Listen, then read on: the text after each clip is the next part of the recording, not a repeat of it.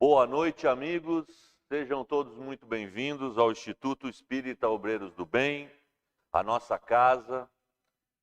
Nós estamos transmitindo ao vivo pelo nosso canal do YouTube, diretamente do Salão de Palestras, sem público por enquanto e com equipe técnica reduzida, seguindo todos os protocolos de segurança recomendados, afastamento, uso de máscaras, álcool gel e etc.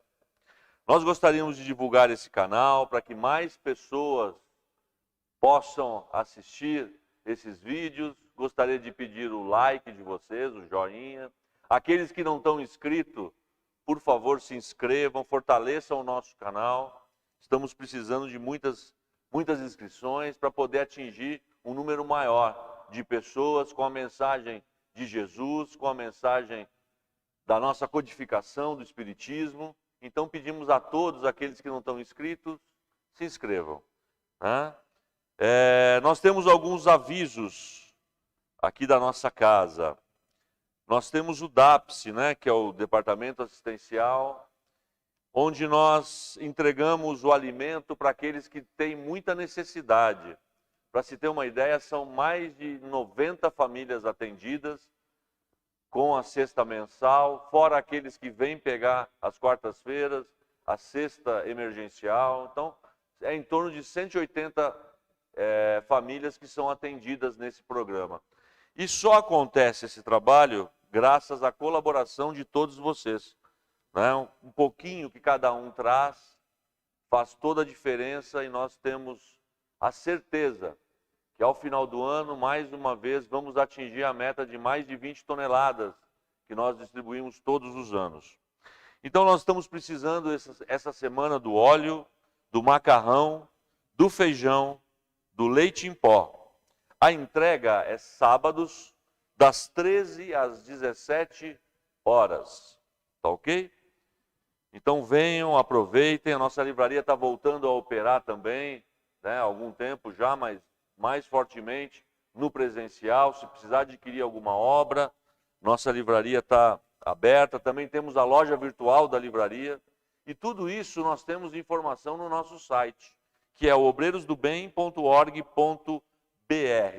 Lá tem irradiação, você pode pedir a irradiação.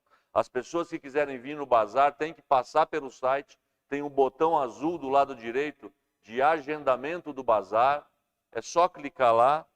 E também pode entrar em contato com a nossa casa. Se quiser mandar uma mensagem, se quiser pedir um tratamento espiritual, entre lá no contato e digite que precisa e nós entraremos em contato com vocês. Contato, entendeu?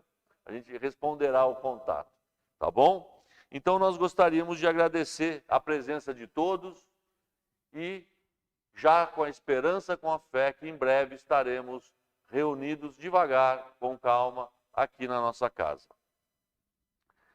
Essa semana, nós temos também o projeto de transformação moral, que nós lemos sempre antes das nossas atividades, nos nossos grupos. E essa semana é a semana do respeito.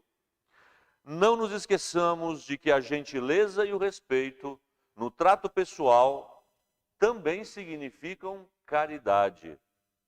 Essa frase é de André Luiz. Amigos, Allan Kardec, na questão 877 do Livro dos Espíritos, pergunta: há necessidade para o homem de viver em sociedade? Ocasiona-lhe obrigações particulares? E a resposta é sim. E a primeira de todas é a de respeitar o direito dos seus semelhantes. Aquele que respeitar esses direitos será sempre justo.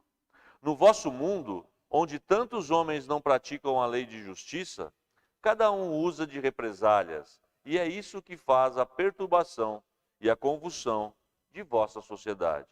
A vida social confere direitos e impõe deveres recíprocos. Já foi o tempo em que prevalecia a ideia do cada um por si e Deus por todos. Sabemos hoje que vivemos numa engrenagem universal, em que não só aprendemos com o outro, como também precisamos do outro para poder crescer e progredir. E nada melhor do que fazer dessa necessidade uma experiência de amor e respeito. Respeito pelas diferenças, respeito pelos ideais, pelas múltiplas visões, pelos sonhos de cada um, mesmo que sejam contrários aos nossos. Sabemos que é na família que começamos o nosso aprendizado de convivência para o mundo, e se não desenvolvemos o respeito nesse núcleo íntimo e pequeno, dificilmente conseguiremos exercê-lo em escala maior. O respeito deve ser a atitude de todo cristão para com seu semelhante. Afinal, somos todos membros de uma única família e criados pelo mesmo Deus. Recebemos os mais puros ensinamentos do Mestre Jesus, que concentrou toda a sua doutrina no mandamento maior, que é a lei do amor. E a doutrina espírita nos indica o caminho da união, da tolerância e do respeito mútuo. Neste momento tão conturbado em que o mundo está vivendo, os ensinamentos de Jesus e Kardec são muito oportunos para a nossa reflexão e exercício diário. Respeitemo-nos, porque gentileza gera gentileza e amor é respondido com amor. Texto do Evangelho para a semana, capítulo 12, item 4, o mandamento maior. E nesse momento, queridos amigos, nós gostaríamos de elevar o pensamento ao mais alto, a Deus nosso Pai, a Jesus nosso Mestre, que estão também dentro de cada um de nós, juntamente com os amigos da espiritualidade, que estão indo nesse momento ao lar de cada um dos telespectadores, dos que estão assistindo essa palestra, seja ao vivo, seja depois. Vamos fazer esse exercício de entrar em conexão com esses amigos da equipe espiritual do Instituto Espírita Obreiros do Bem, pedir a sua proteção, o seu amparo, o seu esclarecimento, a sua luz, que possamos inundar a nossa família, a nossa casa, o nosso lar, com muita luz, com muito equilíbrio, com muita harmonia, com muita tranquilidade. Vamos mentalizar os nossos entes queridos também, dirigir a eles esses sentimentos de amor e paz, para que a harmonia reine no nosso lar, no nosso coração, no nosso dia a dia, na nossa vida. Que privilégio que nós temos de poder estar pensando no Cristo, pensando em Deus, nesse meio de semana, inundando o nosso coração de alegria, equilíbrio e paz. Que assim seja. Nós vamos falar hoje, o tema de hoje é a fé religiosa, condição da fé inabalável. Está no Evangelho segundo o Espiritismo, capítulo 19, itens 6 e 7. A fé raciocinada, por se apoiar nos fatos e na lógica, nenhuma obscuridade deixa. A criatura então crê porque tem certeza, e ninguém tem a certeza senão porque compreendeu. Eis porque não se dobra. Fé inabalável só o é a que pode encarar de frente a razão em todas as épocas da humanidade. Essa frase é de Allan Kardec, está no Evangelho segundo o Espiritismo, no capítulo 19, nos itens 6, 7 e 12. Amigos, falar de fé é uma coisa muito comum. Muitos falam de fé. Eu sou um homem de fé, eu tenho fé, né? Todos nós temos esse sentimento inato muitas vezes. Mas precisamos entender, como o nosso codificador, que há pouco aniversariou, né? No dia 2 de outubro. Dia 3, estão me corrigindo aqui que eu errei. Dia 3. Então, dia 3 de outubro, me desculpem, confundi. No dia 3, é que foi sábado, domingo, final de semana, eu estava meio distraído. Então, dia 3 de outubro, Kardec aniversariou, e ele nos diz que nós temos que ter uma mente clara com relação à fé encarar sempre a fé com a razão, para podermos colocar na nossa vida com mais segurança. E eu sempre lembro de uma história quando estamos falando em fé. Na realidade eu lembro de algumas, mas hoje em particular, queria falar a história de um homem que era muito temente a Deus. Esse temente a Deus é coisa, né? Só quem viveu os anos 70, os anos 80, é que só quem tem o RG antigo sabe o que é temente a Deus. Mas era um homem dizia que tinha muita fé, que era temente a Deus. E um belo dia ele estava navegando com o seu barquinho e naufragou. Mas como ele era um homem de muita fé, ficou ali flutuando, agarrado a um pedaço do seu barco, e com a ideia de que Deus, o meu Deus, me salvará. E de repente, eis que surge, né, um barco. E chegou perto dele e falou: meu amigo, entre aqui, vou lhe salvar. Não sei nem por que eu vim para esses lados, mas acabei vindo e que bom. Entra aqui. Ele falou: não, eu não vou entrar. Porque o meu Deus, Deus vai me salvar. E o cara do barco falou: tudo bem, fique aí. Daqui a pouco, adivinha o que chega? Uma lancha. E adivinha o que ele falou para a lancha, para o rapaz que estava dirigindo a lancha? Meu Deus vai me salvar, então não se preocupe, pode ir embora. E assim foi, chegou um veleiro e, por final, um helicóptero. Essas histórias são boas porque, né, a gente vai encupridando ou encurtando conforme a necessidade. E, para todos, o homem temente a Deus disse: meu Deus me salvará, não se preocupe. Bom, ele afogou-se, desencarnou, porque chegou o momento de perder suas forças, e foi chegando, né, ao céu, foi ter com Deus. Chegando lá, foi pedindo: olha, eu sempre fui um homem de muita fé, sempre fiz tudo o que você quis, e você não foi me salvar. Deus olhou para ele e falou: meu filho, eu mandei um barco, eu mandei uma lancha, eu mandei um veleiro, cheguei a mandar um helicóptero, e você não quis embarcar. O que mais que você queria? Amigos, é uma história infantil, uma história muito simples, mas às vezes exemplifica o nosso pensamento de fé. Muitas vezes nós colocamos em Deus, nós colocamos no imaginário, no além, no divino, a nossa salvação. Mas como assim, Sandro? O que você está falando? Quantos de nós não fica esperando, né, que aconteça um milagre na nossa vida? Não vamos atrás, não raciocinamos. Achamos que Deus é um homem de barbas longas, que fica jogando raio. Olha lá, o Sandro não está se comportando. Vamos jogar.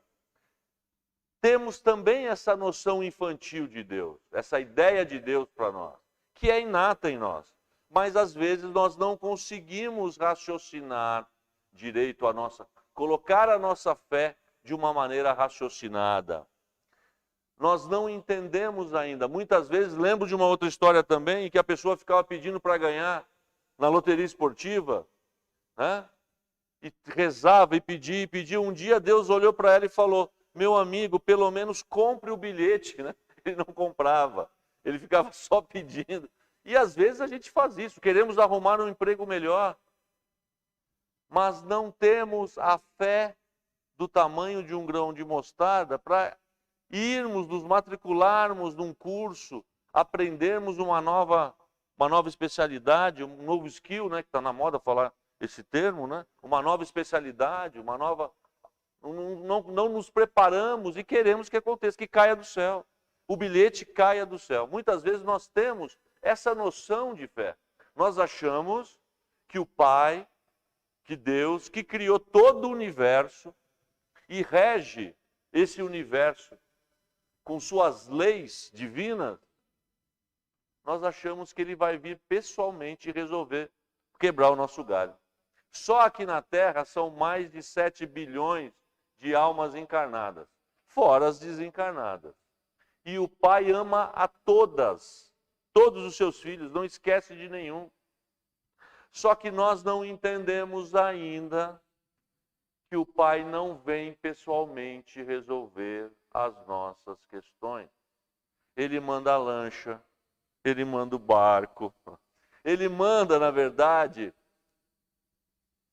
amigos tutores da humanidade, manda a irmã Dulce, manda o Chico Xavier, manda Mahatma Gandhi, e manda uma infinidade de profetas, de seres mais iluminados do que nós, para nos dar o exemplo, para nos mostrar o caminho. Mandou até Jesus, o mais perfeito, o guia e modelo da humanidade, o nosso governador espiritual, para que nós sigamos os seus passos. É assim que Deus age. É assim que Deus vem ao nosso encontro. Quantas vezes Deus nos manda um amigo, estamos em dificuldade, com um problema insolúvel, e de repente pinta uma mensagem no WhatsApp, ou um telefonema, ou um e-mail, né? E-mail é mais antigo, né? Enfim, chega uma mensagem de um amigo e fala, olha, sonhei com você, pensei em você, você está precisando de alguma coisa, você está bem? Nossa, não estou, aconteceu isso, aconteceu aquilo. Não, eu vou aí te ajudar. Quantas vezes não acontece isso na nossa vida? Então são os enviados de Deus. E temos também os amigos espirituais, né? Para nós usarmos como nossa ferramenta, como nossa ajuda.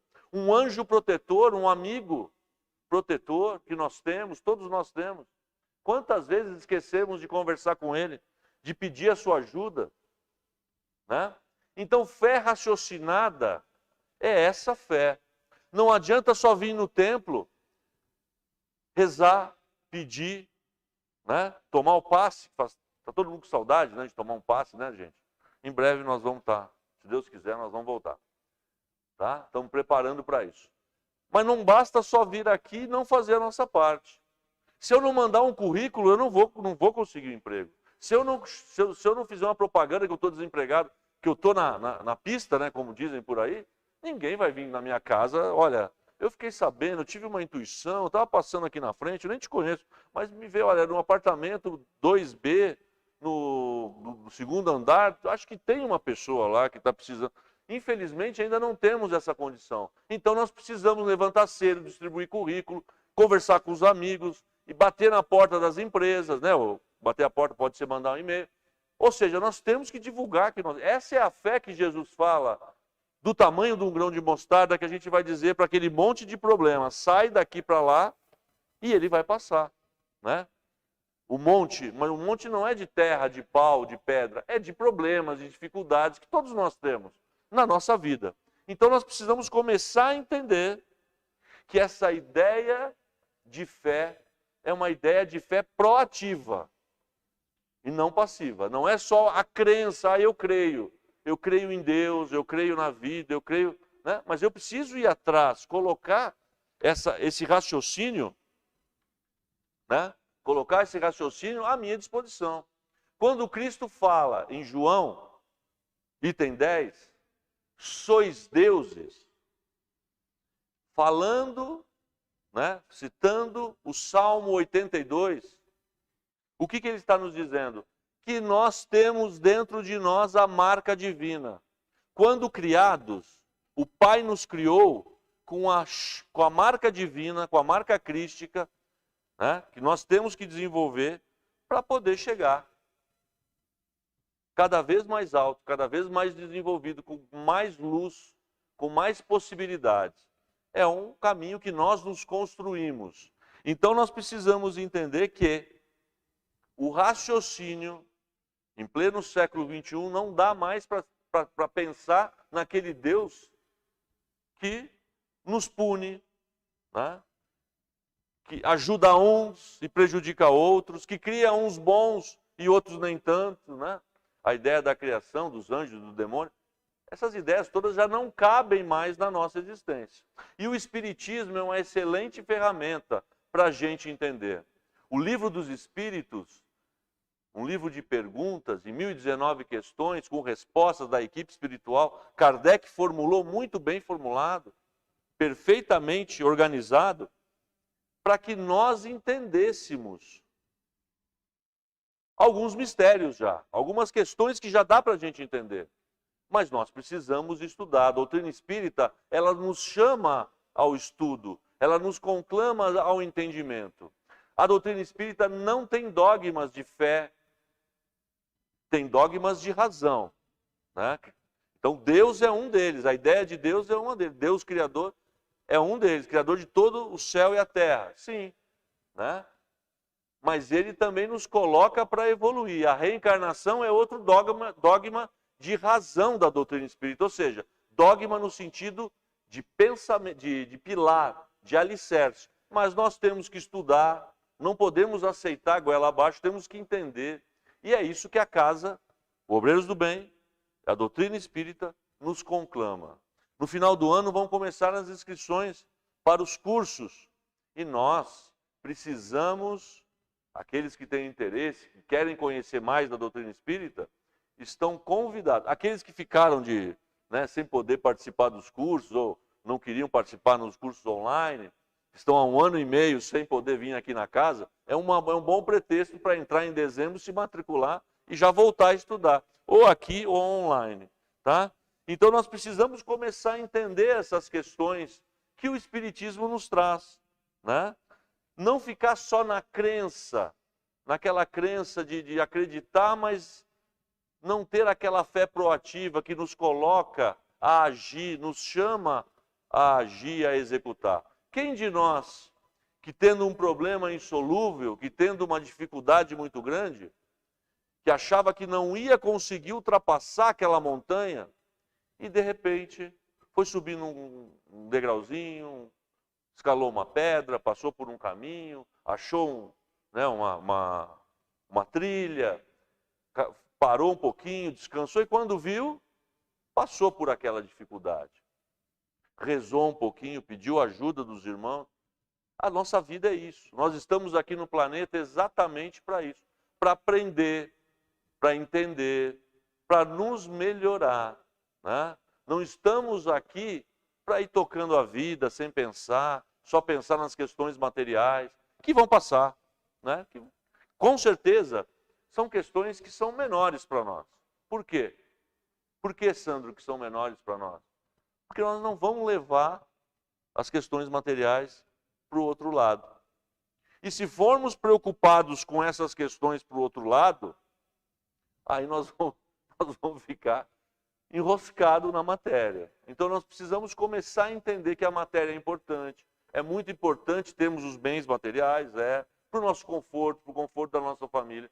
Mas não é tudo. A fé raciocinada nos leva a essas conclusões, que somos seres espirituais, criados por um Pai bom, mas justo, que já deu a bússola para nós, que é a evolução. A fé raciocinada, ela nos mostra que depende de mim me construir.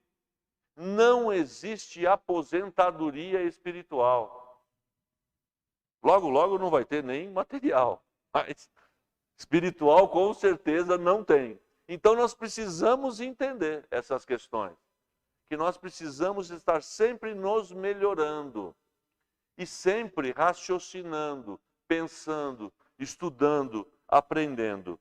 Esse é o chamamento que a doutrina espírita, que Jesus, que na sua época já tinha, com certeza, esse conceito muito claro. Jesus, por muitas vezes, ele mostrou que ele tinha essa fé no Pai, que ele tinha esse contato com o Pai, mas de uma maneira raciocinada. Ele saía, ia orar para o Pai, conversar, e sentia a resposta de Deus, e tinha uma intimidade muito grande com esse Pai. Ele chamava de Paizinho do céu, Paizinho querido.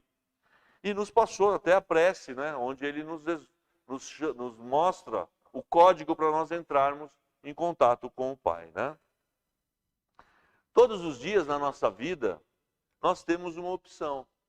Ou sermos proativos, ou colocarmos essa fé em prol da nossa vida, em prol dos nossos familiares, ou não, nos revoltarmos, brigarmos com Deus, qualquer situação. Vocês conhecem pessoas assim? O pessoal que está aqui, as 2.500 pessoas que estão sentadas aqui à minha frente. Estamos em 4 pessoas, eu brinco sempre.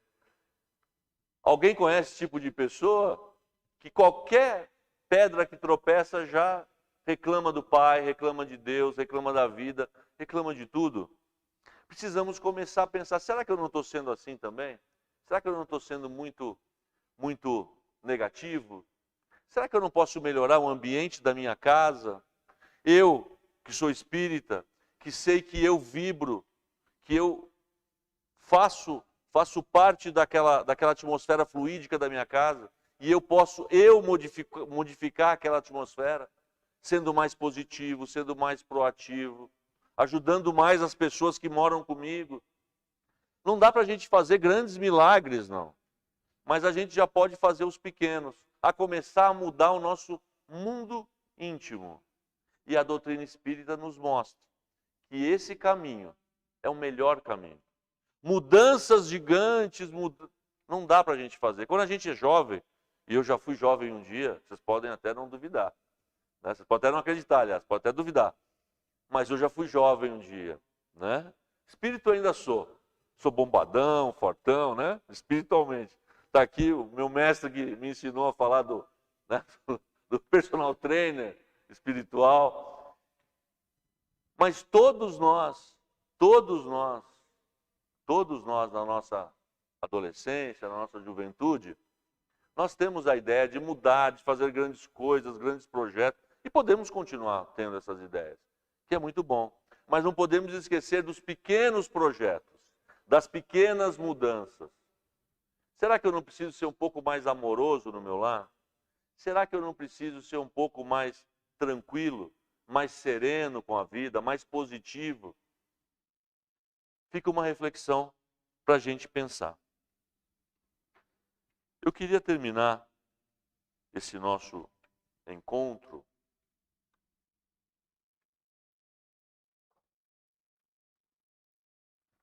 lendo uma história que se chama Sonhos. A mídia falada, escrita, televisiva, vez ou outra, enfoca as lutas, agruras e conquistas de pessoas famosas.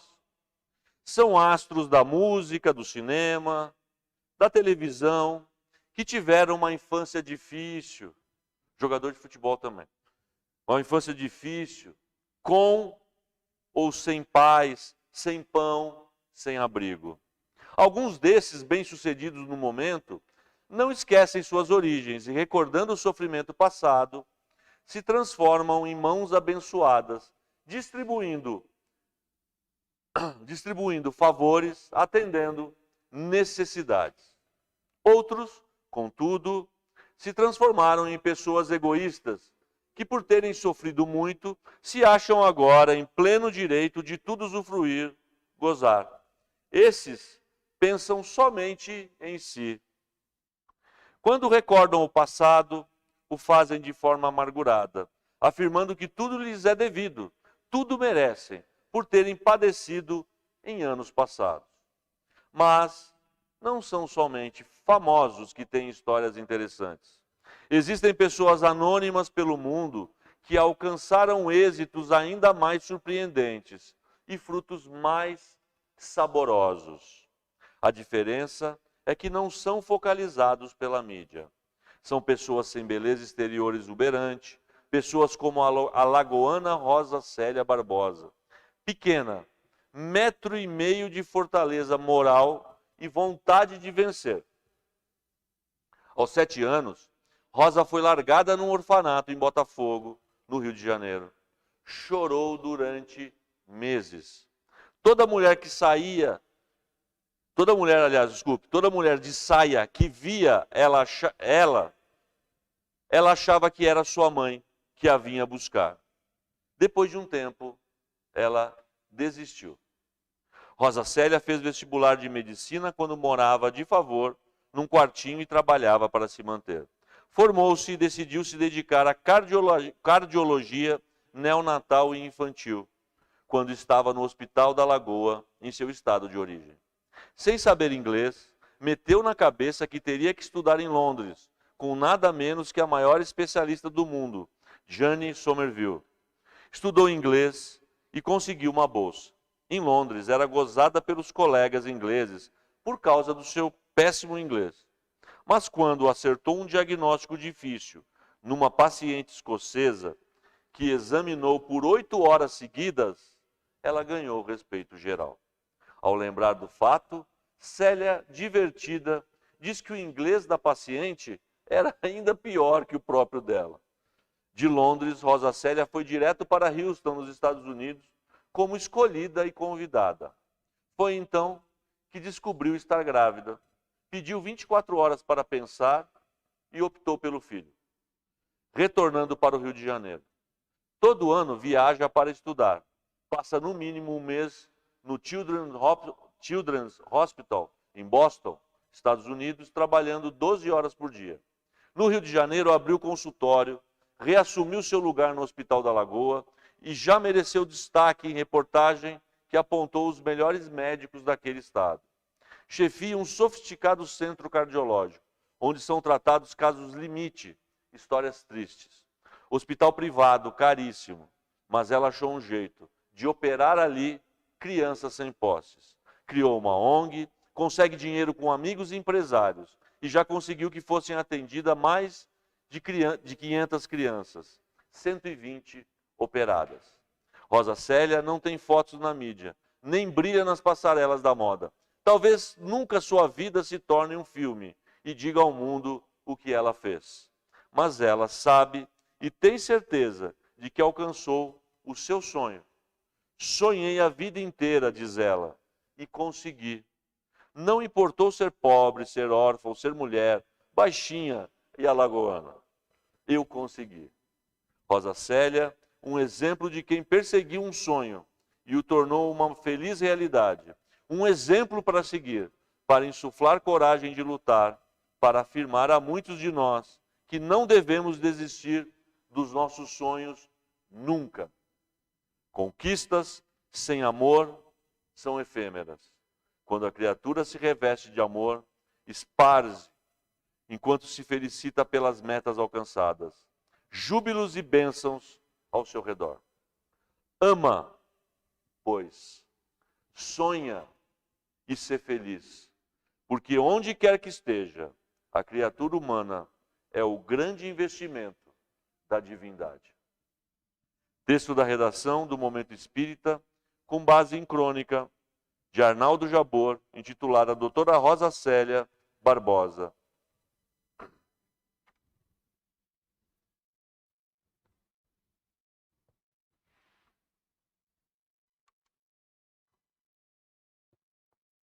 E neste momento, então, amigos, nós vamos voltar o pensamento a Deus, a Jesus e à espiritualidade da casa, que está aqui ao nosso redor, está aí no lar de cada um também, está junto a nós, nos protegendo, nos amparando, nos intuindo, protegendo o nosso lar, a nossa família.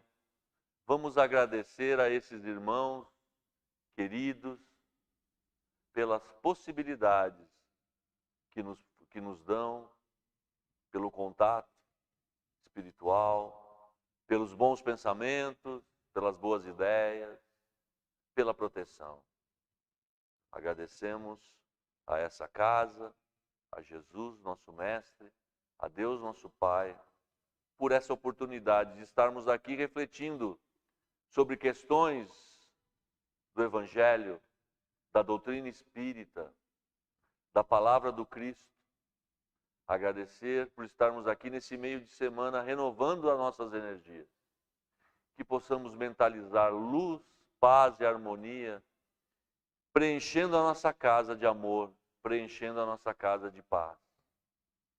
Que possamos estar tranquilos, serenos, para a continuidade dessa nossa caminhada, dessa nossa jornada espiritual. Muito obrigado por mais essa vez reunidos. Não esqueçam da inscrição, do joinha, e que Deus e Jesus nos abençoe sempre. Que assim seja.